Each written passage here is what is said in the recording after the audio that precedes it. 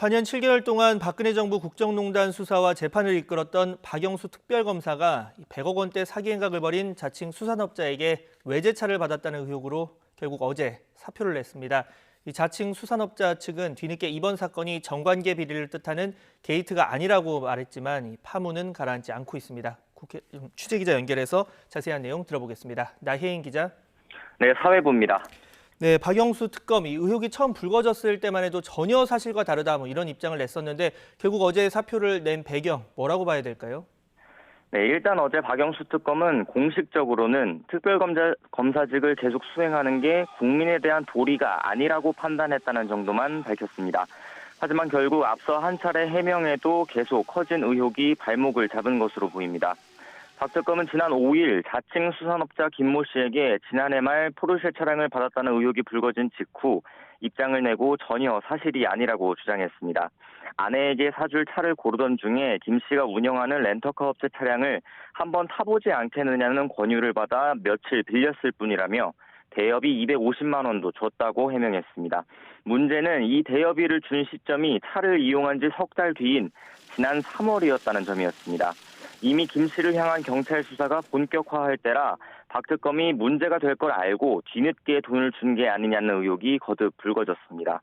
다만 박 특검은 국민 눈높이에 맞지 않는 처신으로 논란을 일으킨 점은 사과한다면서도 사실과 다르게 알려진 내용에 대해서는 앞으로 해명해 나가겠다고 밝혔습니다.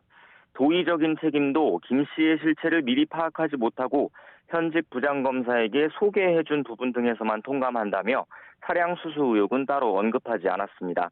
박 특검과 김 씨 사이에서 당시 대여비 250만 원을 전달했다는 이모 변호사도 돈을 늦게 지급한 건 단순히 자신의 실수였다고 설명했습니다. 이 변호사는 과거 박 특검팀에서 특별수사관으로 활동했고 지금은 김 씨를 변호하고 있습니다. 네, 워낙 주목받았던 수사를 진행했던 인물이어서 이 불명예 퇴진이 씁쓸하다 이런 의견도 나오고 있는데 아직도 특검 수사가 진행 중이었나라는 시청자분들도 계실 겁니다. 5년 가까이 특검팀이 활동을 계속하고 있는 이유까지 함께 들어볼까요? 네, 지난 2016년 12월에 출범한 박영수 특검팀은 역대 어느 특검보다 뜨거운 국민적 관심을 받았습니다. 한때 규모가 100명을 넘어 슈퍼 특검이라고 불렸고 윤석열 전 검찰총장도 수사팀장으로 참여했습니다.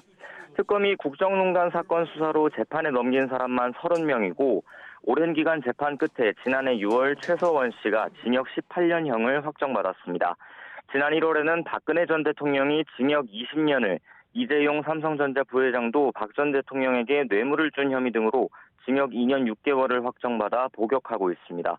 다만 아직 남은 재판이 있어서 박 특검팀은 공소 유지를 위해 최소 인원으로 유지되고 있었습니다. 김기춘 전 대통령 비서실장 등이 연루된 이른바 문화계 블랙리스트 사건 파기환송심과 문형표 전 보건복지부 장관 등의 삼성물산 합병 찬성 관련 직권남용 배임 사건 상고심 등입니다. 하지만 결국 수장인 박 특검의 불명예 퇴진으로 마무리는 못 짓게 됐습니다.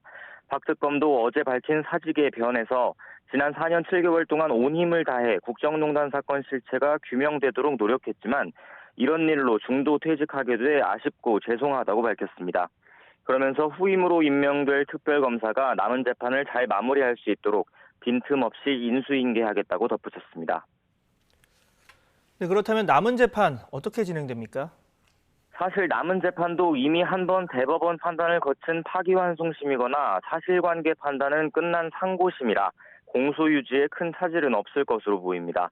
다만 후임 특검 임명 절차가 조속히 이루어지지 않으면 재판 일정은 미뤄질 수밖에 없습니다. 특검이 사표를 내면 대통령은 이를 국회에 알리고 후보자 추천을 기다리게 됩니다. 국회가 2명의 특검 후보자를 추천하면 이 가운데 1명을 대통령이 임명합니다. 어제 박 특검과 함께 특별검사부 2명도 사의를 표하면서 후임 특검팀이 구성되는 데는 물리적인 시간이 다소 필요할 것으로 전망됩니다. 네, 이렇게 자칭 수산업자가 일으킨 파문이 가라앉지 않고 있는데요. 어제 이 법원에서 사기 사건 관련 재판도 있었다고요? 네, 자칭 수산업자 김 씨는 지난 2018년 6월부터 올해 1월까지 오징어 사업 투자를 미끼로 7명에게 116억 원을 가로챈 혐의 등으로 구속 기소됐습니다. 피해자 가운데는 김 씨와 앞서 교도소에서 만나 유력 인사를 소개해 줬다는 전직 언론인과 김무성 전 의원의 형도 있습니다. 어제 이 사기 사건에 관한 재판이 열린 건데 김 씨는 사기 혐의는 대부분 인정하지만 자기 수행원들과 함께 피해자들을 협박하거나 공갈한 혐의는 부인하고 있습니다. 특히 협박 공갈 혐의와 관련해선 지역 폭력 조직원이 연루됐다는 의혹도 나오고 있는데요. 어제 재판에선 이 부분에 관해 증언할 검찰 측 증인 2명이 나올 예정이었지만 돌연 사유서를 내고 출석하지 않아 재판은 15분 만에 끝났습니다. 취재진의 관심도 뜨거웠는데 구속 상태로 법정에 나온 김 씨는 최근 불거진 논란을 의식한 듯 내내 고개를 숙인 채 아무 말도 하지 않았습니다. 다만 김 씨 변호인 이모 변호사는 재판 직후 이번 사건은 정관계 비리를 뜻하는 게이츠가 아니라 단순 사기 사건이라고 주장했습니다. 김 씨도 구치소에서 최근 불거진 논란을 다 알고 있고 반성하고 있고 또 힘들어한다고도 전했습니다. 앞서 이 변호사는 YTN 기자와 만나 김 씨가 교도소에서 만난 전직 언론인을 통해 정치권 인사 등을 소개받은 건 맞지만 직원 등 주변인에게 자기 인맥을 과시하긴 했어도 어떤 민원을 청탁한 적은 없었다고 말했습니다. 다만 현재 경찰 수사는 부풀려진 부분도 있고 믿지 못하겠다며 금품 제공 의혹에 관한 진술은 사건이 검찰로 넘어가면 그때 다 말할 생각이라고 전했습니다. 김 씨 측은 어제 재판에서도 경찰이 김 씨 휴대전화를 압수수색하면서 당사자와 변호인의 참여권을 제대로 보장하지 않았다고 주장하기도 했습니다. 지금까지 사회부에서 전해드렸습니다.